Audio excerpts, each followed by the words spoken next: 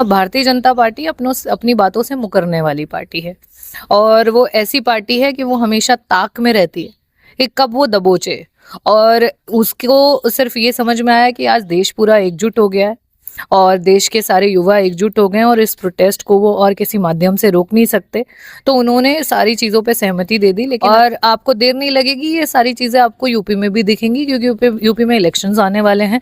तो वो डरा करके, धमका करके, आपको भयभीत करके राज करना चाहते हैं। कि बहुत सारे लोगों का हम लोगों ने देखा कि वो बीजेपी के लोग थे।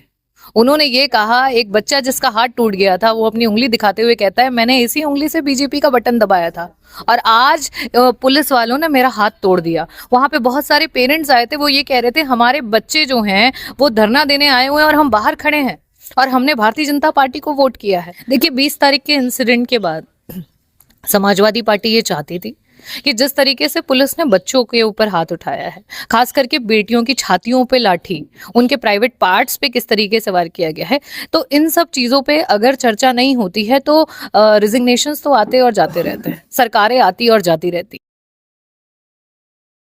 नमस्कार, भारत कवरेज न्यूज के लिए मैं विभास यादव आप लोगों का बहुत बहुत स्वागत करता हूं। लगभग 1 महीने से ज़्यादा जंतर मंतर पर जिस तरह युवाओं का धरना प्रदर्शन हुआ था, उसके बाद सरकार जो है, धर्मेंद्र प्रधान ने इस्तीफा दिया। उसके बाद जो है सब अनशन समाप्त हो गया।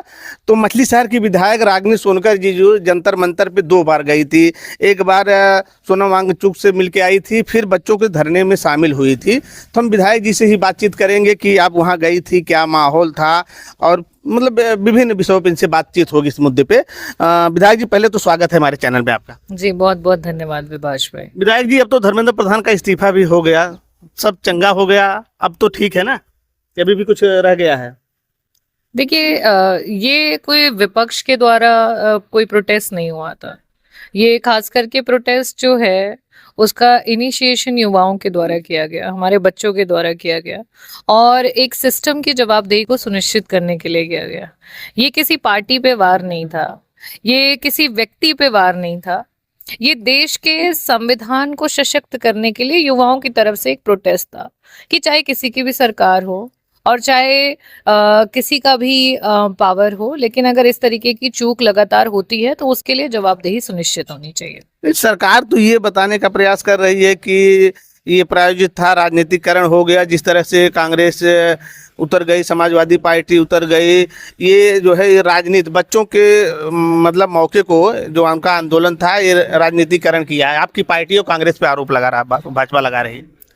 देखिए श्री सोनम वांगचुक जी जो कि देश के इतने बड़े साइंटिस्ट हैं और उन्होंने खुद भारत की सेना के लिए भी जो है उसको मजबूत करने के लिए काम किया है, ऐसे इलाकों में जहाँ पर माइनस में टेम्परेचर होता है, वहाँ पे उन्होंने अपने आधुनिक और आविष्कारों से प्रयास किया कि किस तरीके से देश की सेना सशक्त हो सके। उनकी बहुत अहम भूमिका है देश के लिए और वो बच्चों के साथ वहाँ अनशन पर बैठे थे और सरकार की जिम्मेदारी थी कि तो जब वो वहाँ बैठे थे उनसे जाते, उनसे बातचीत करते, मुलाकात करते।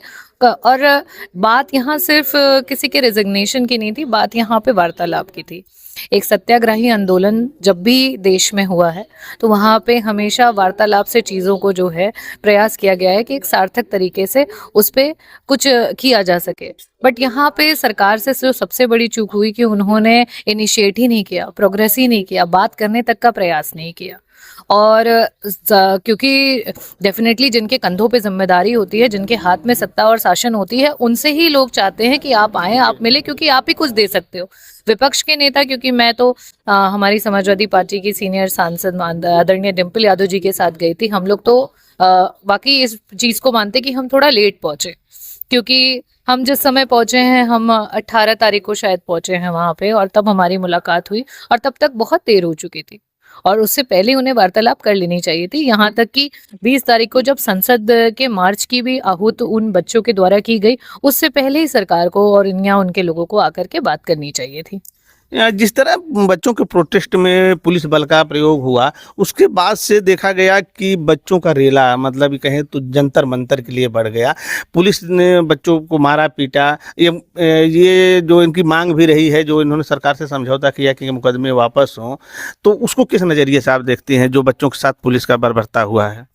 पहली बात तो इस प्रोटेस्ट को यहाँ तक पहुँचाना ही नहीं चाहिए था, कि ऐसी स्थितियां उत्पन्न हो। अगर शुरुआती दौर में सरकार बात करती और बात करके उस पे कोई उनको आश्वासन देती तो यहाँ तक स्थिति नहीं पहुँचती। और दूसरी बात, अगर एक पीसफुल प्रोटेस्ट हो रहा था तो वहाँ पे हिंसा नहीं करनी चाहिए थी, और वो भी निहत्थे हमारे देश के बच्चे थे वो। और 18 साल से उम्र से कम के उसमें ज्यादातर बच्चे थे, और उन पे जो है बर्बरता की गई, और खास करके बेटियों के साथ। तो ये अपने में निर्लज्ज हैं वो, जिन्होंने इस तरीके की जो है चीजें की हैं।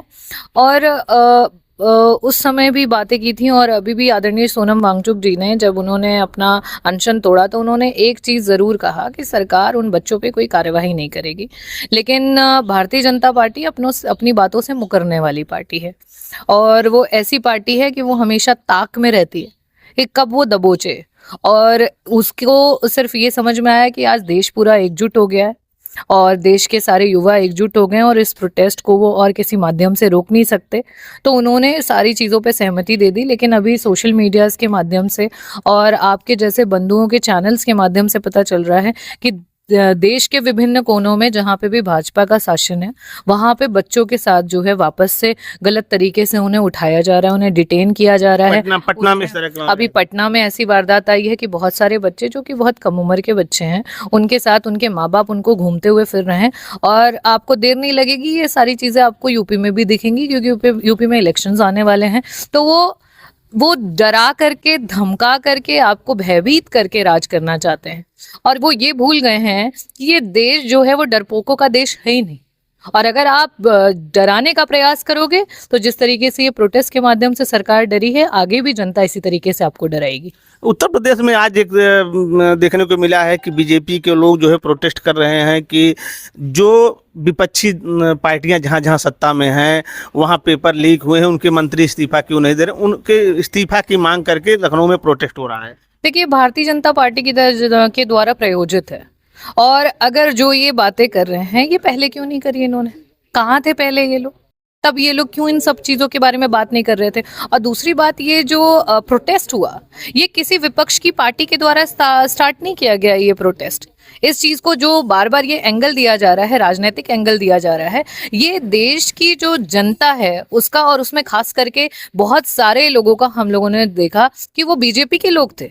उन्होंने ये कहा, एक बच्चा जिसका हाथ टूट गया था, वो अपनी उंगली दिखाते हुए कहता है, मैंने इसी उंगली से बीजेपी का बटन दबाया था, और आज पुलिस वालों ने मेरा हाथ तोड़ दिया। वहां पे बहुत सारे पेरेंट्स आए थे, वो ये कह रहे थे, हमारे बच्चे जो हैं वो धरना देने आए हुए हैं और हम बाहर खड़े हैं, और हमने भारतीय जनता पार्टी को वोट किया है। तो ये किसी एक पार्टी के समर्थन वाले लोग नहीं थे। इसमें हर पार्टी की जो विचारधारा से जुड़े हुए हैं उसके लोग थे, हर धर्म के लोग थे, हर वर्ग के लोग थे, जिन्होंने वहां पे प्रोटेस्ट किया। और डेफिनेटली सरकारियों की जवाबदेही होनी चाहिए। अब तो संसद चलेगी कि अभी भी कुछ, अभी तो आज चली नहीं? अब देखिए, मैं तो विधानसभा में हूं, तो मैं विधानसभा के बारे में बता सकती हूँ। संसद में जिस तरीके का माहौल है, भारतीय जनता पार्टी संसद चलाना नहीं चाहती है, और विधानसभा भी नहीं चलाना चाहती है। अरे अखिलेश जी तो लोकसभा में मुखर हैं, और डिम्पल ने भी जो है वो काफ़ी सुर्खियां बटोरी, आपकी जंतर मंतर पे काफ़ी चर्चा रही उनकी जो है। देखिए, 20 तारीख के इंसिडेंट के बाद समाजवादी पार्टी ये चाहती थी कि जिस तरीके से पुलिस ने बच्चों के ऊपर हाथ उठाया है, खास करके बेटियों की छातियों पे लाठी, उनके प्राइवेट पार्ट्स पे किस तरीके से वार किया गया है, तो इन सब चीज़ों पे अगर चर्चा नहीं होती है तो रिजिग्नेशंस तो आते और जाते रहते हैं, सरकारें आती और जाती रहती हैं। लेकिन लोकतांत्रिक व्यवस्था में सत्याग्रही आंदोलन पे इस तरीके से वार होना, ये नहीं बर्दाश्त करेगा देश, और इस पे हम चर्चा चाहते थे और उस पर मौका नहीं मिला। ये अपने में दिखाता है कि भारतीय जनता पार्टी जो है, कहीं उसका जो चेहरा है वो देश के सामने ओपन ना हो जाए और उसको जवाब देना पड़े। शायद इस वजह से वो चर्चा से भाग रहे हैं और सत्र नहीं चलने देना चाहते। विधायक जी, राजनीतिक पंडित चर्चा कर रहे हैं कि जो बीजेपी कहती थी कि हमारी सरकार में जो है इस्तीफा नहीं होता, क्या वो सरकार झुक गई कि सरकार पीछे हटी है धर्मेंद्र प्रधान के इस्तीफे? देखिए, ईगो से राजनीति नहीं होनी चाहिए, मैं बस यही कहना चाहूंगी। राजनीति ईगो से नहीं होनी चाहिए, राजनीति सम्मान से होनी चाहिए, और सम्मान में सिर्फ आपका सम्मान नहीं, देश का भी सम्मान जुड़ा होता है।